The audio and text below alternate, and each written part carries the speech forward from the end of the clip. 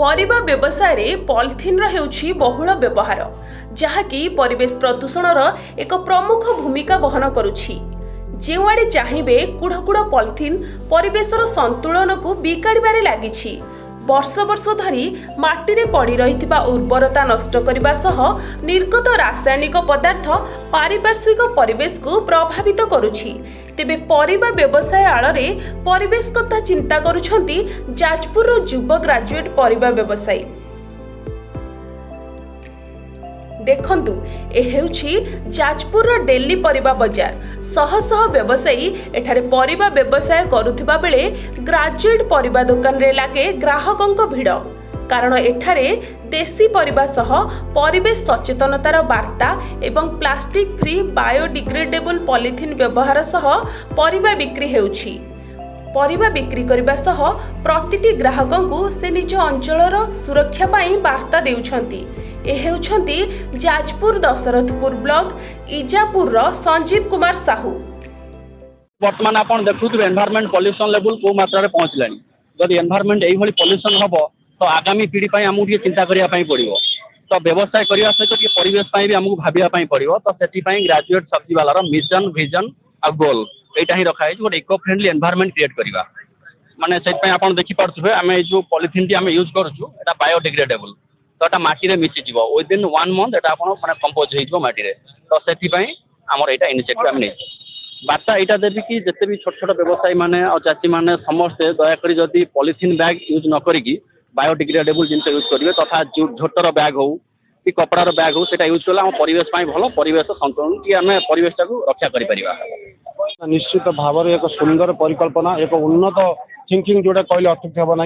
परिबा भल परिबा देवा सहित लोक मानू केମିତି परिवेश को सुरक्षित रखी हम और परिवेश को भल रखी हम। आज जो परिवेश नष्ट हो चली से परिवेश को सुरक्षित रखापी निजे जूट बैग देवा सहित लोक मैंने बुझाऊँ पॉलिथिन केମିତି आभोड करवा।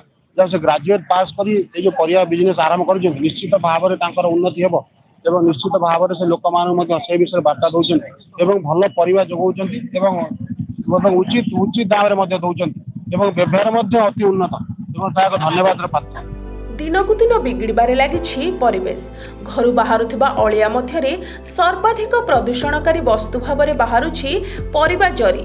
जरी देखिबाकु छोट हेले मध्य प्रदूषण रे एहा एक प्रमुख भूमिका ग्रहण करुछि जहाँकि जाजपुर ग्रेजुएट परिबा व्यवसायी बेस भल भाबरे बुझाई देउछंती। परिवेश सचेतनता लक्ष्य नहीं प्लास्टिक फ्री एवं एनवायरनमेंट फ्रेंडली व्यवसाय समस्तंको पसंद आसुछि। संजीव अन्य राज्य रे चाकरी करिथिबा बेले कोविड परे घर को आसी निज अंचलर परिवेश सुरक्षा पाई से कार्य करुछंती।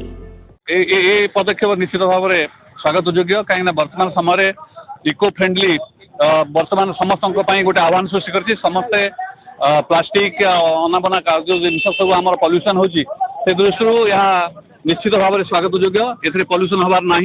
और द्वितीय कथा ये जो पिला संजीव साहू आम महाविद्यालय में पाठ पढ़ुवा सहित ये भी सहित दुशासन दास जड़े ग्रेजुएट ये भाव में बहुत ग्रेजुएट पिला ये बेपार कर देखुची से आज समाज ये जो प्रकार चाकरी पक्षर पिला माने गोड़ोइछंती चाकरी तो समस्त की मिलिबो नाही। जो कंपिटिशन जे फास्ट हम से ही चाकरी पाइबो।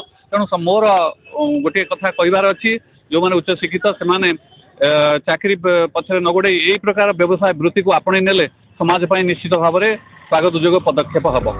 परिबा व्यवसाय को वृत्ति करी परिवेश सुरक्षा निशारे कार्य करुथबा संजीव आगामी दिन में परिवेश सुरक्षा पाई एक संगठन करी प्रति गाँ और प्रति घर को घर जाई सचेतनतार वार्ता बांटिबार लक्ष्य रखिछंती। जाजपुर विभू दत्त पृष्टि रिपोर्ट सनस्टार टीवी।